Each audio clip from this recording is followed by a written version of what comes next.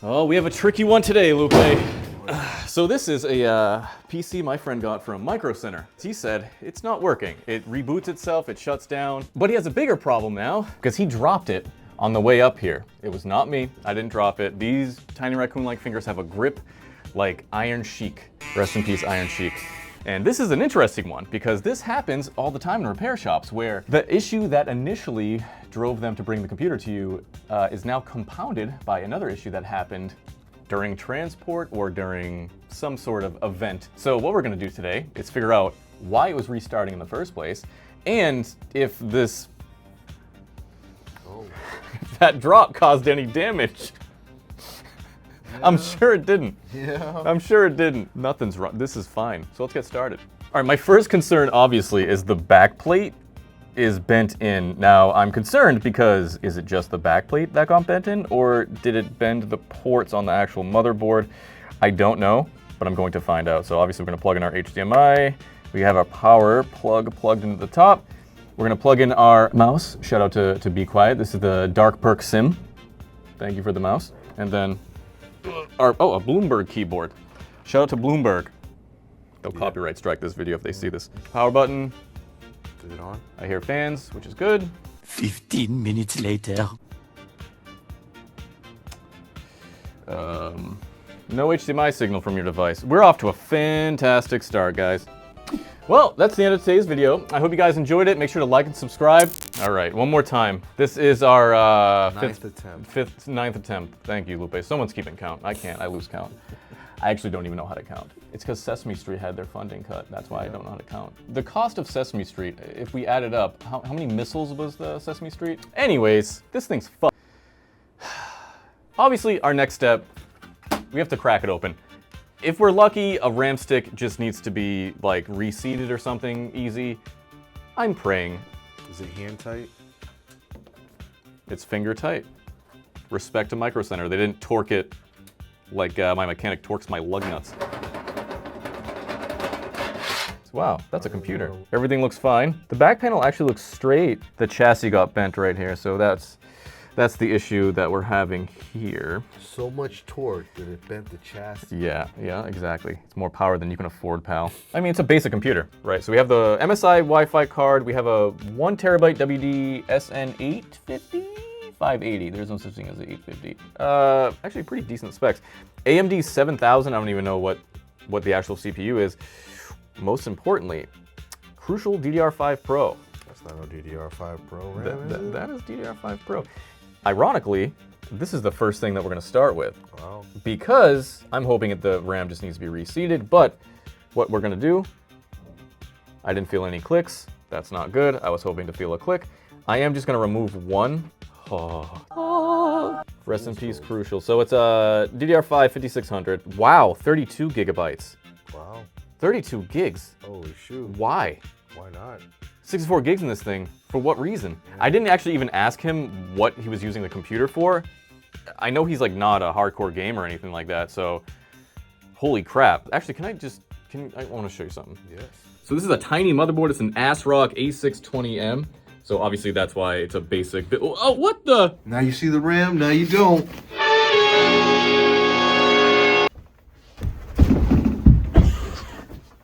You don't fly here.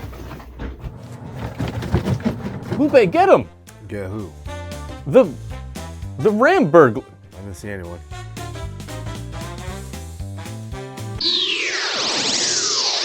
All right, one stick of RAM removed. Shut up. Let's look at the diagnostic light here, Lupe. So we have DRAM CPU light, solid, but it still might boot. We did remove one stick of RAM. Those lights are solid. We're getting no post. Okay, maybe it was the wrong stick of RAM. Maybe the broken stick is right here. Or maybe both sticks of RAM work and this guy just destroyed his CPU because he threw down a flight of stairs. Who knows? It was the cats in the deluxe. The cat's in the cradle at the silver spoon. Little boy Luke. Oh, Looks like he did. He really damaged that case when he brought it up here.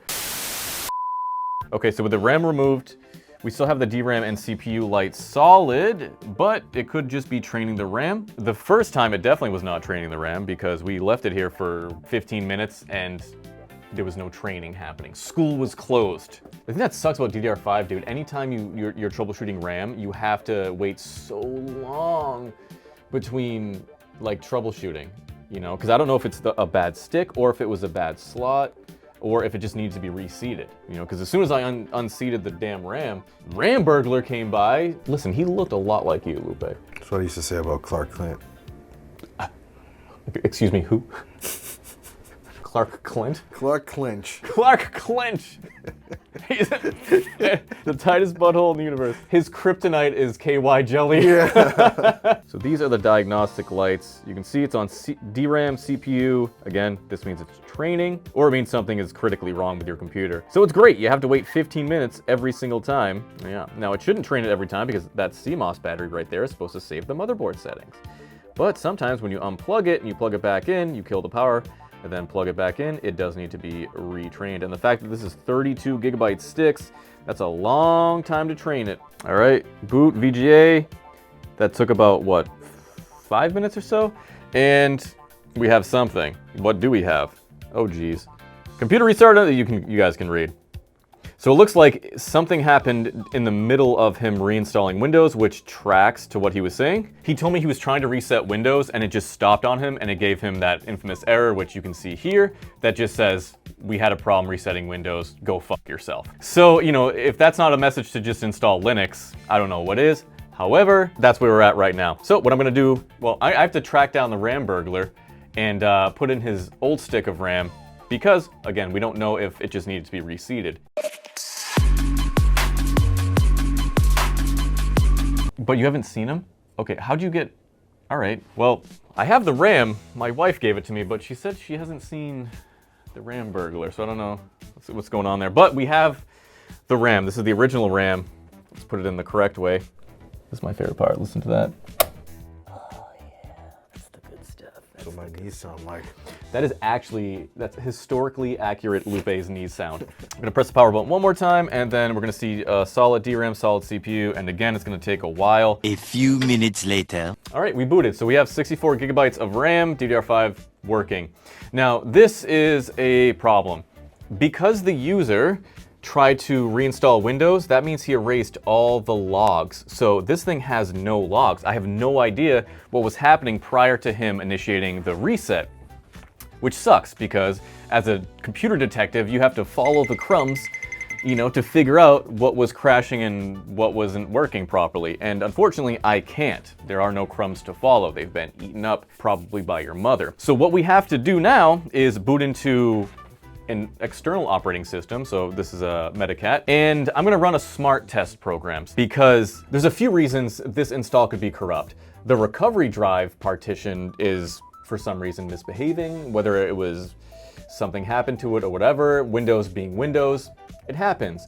Or the NVMe is failing, in which case it would throw a smart flag. So smart stands for something, but basically it's the health of your drive. So when a drive's failing, it will throw a smart flag. Sometimes it actually doesn't, especially on NVMe's.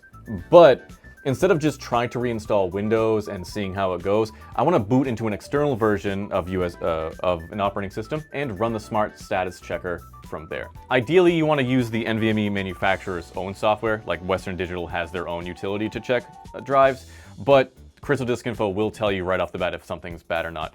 This is completely fine. This thing's barely been used. 619 power count, 539 hours. This thing's basically brand new. So there's no sign of physical failure on this drive. So the guy said he doesn't care about his data. He doesn't have any data on there anyways, it already got deleted. So now we reinstall Windows 11 because that's what he wants. I know.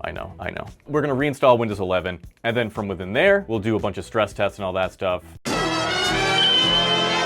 Windows is installed. Let's see what's going on here. 64 gigs of RAM. Ryzen 7 Pro 7745. Pretty decent computer. 64 gigs of RAM is so overkill. He bought this in February of last year. Honestly, if I was him, I would just sell the RAM right now and buy like a single 8 gig stick of DDR5 for what he's using it for. Because he could buy like a car with that amount of RAM, which is absolutely insane. So I'm gonna tell him that, just like, yo, dude, you don't need 64 gigs if you're not going to do anything with this machine. It's going to be a web browsing machine. Sell it. Sell your RAM to me for $1. For $1. Okay, let's we have to literally $1. I'm going to download WD's software. Okay, our temps are good. Firmware, there is an update for the firmware, but I'm just concerned about the drive health. Drive health is 100% normal. Let's run a short test just to see, again, if the drive is bad. The last thing I want to do is go through all the driver installations and all that stuff, and then come to find out the drive is bad and it just wasn't appearing on Crystal Disk Info. So we're gonna run SanDisk's own diagnostic test for this drive, and then we'll figure out if we should continue with new drivers or if it needs something else.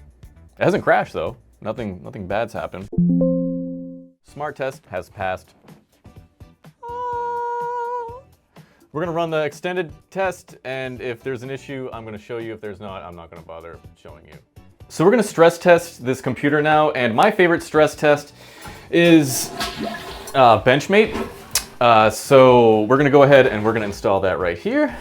Now, Benchmate is good because it combines a bunch of benchmark programs, and these programs are very good for stress testing.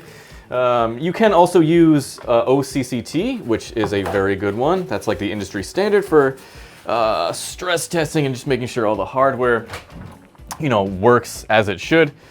Because if there is a problem physically with this thing, we'll find out when we do that. Did you wash your hands? Yes, I washed one hand. I didn't wash this hand. But if you really want to stress the system, you run Cinebench via Benchmate, and you run OCCT at the same time. Spicy. Now this is the personal version, okay? Because I'm not a business. I'm not charging for this, okay? Please don't come after me, guy who owns OCCT. I know you're a very nice guy, so I'm gonna start that. I swear I'll donate next time. Yes. Next time. You ready? Mm-hmm. There it is. Okay. Now, if this thing's gonna crash, it's gonna crash while I do this. I am gonna put the side panel back on though too, because if this thing's overheating, I do want to know about that. Even though if it's overheating, the side panel's not gonna do anything. Anyways. Oh God, Lupe! There's an error. It's yelling at me. An error has been detected. An error has been detected. An error has been detected, Lupe. Now, to figure out what error is detected, we stop. And then we look at the logs. The first thing I want to test on this thing, I need to update the BIOS. So from what I've researched, this board, the early models of this board, had some issues regulating voltage, which would go exactly right in line with the issues that we're having, where Core 3 isn't getting like the proper voltage. So I have the BIOS on this USB stick right here.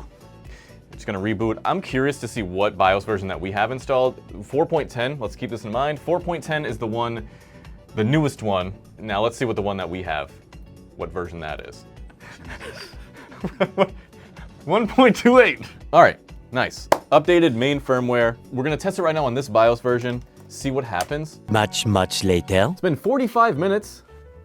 48 hours. It's been 48 hours and we still haven't crashed. So what's the moral of the story? The computer is fixed. Awesome. But this thing was thrown down a flight of stairs, dude. So when I got this computer, obviously I thought it was a hardware problem. Anybody would, right? Oh, this thing's nice and toasty. Yes. This 75C will do that. So the moral of the story is, even if it appears to be a hardware issue, try the software troubleshooting first. First thing you should always do is just make sure that BIOS is up to date. It's more important now than it ever was. With DDR5 and the AM5 CPU stability, it's so important now to update the BIOS and make sure your BIOS is always updated so you don't run into problems down the line like this. To all you repair shops, you already know this. And to the consumer, this is also why your computer repair takes 3 days, 4 days. This is why they have your computer for a week, because every single little step in troubleshooting takes so much time, especially now more than ever with DDR5 and all these things are so complicated now. So if this ever happens to you, if you ever have some weird ass issues like that, just make sure your BIOS is up to date. The other things that I had in mind that could be wrong, the VRMs I thought might be overheating. The temps were fine. I thought maybe the CPU was overheating. The temps were fine. The voltages, everything was within normal specs. Everything was fine, which is why let's see what the BIOS is.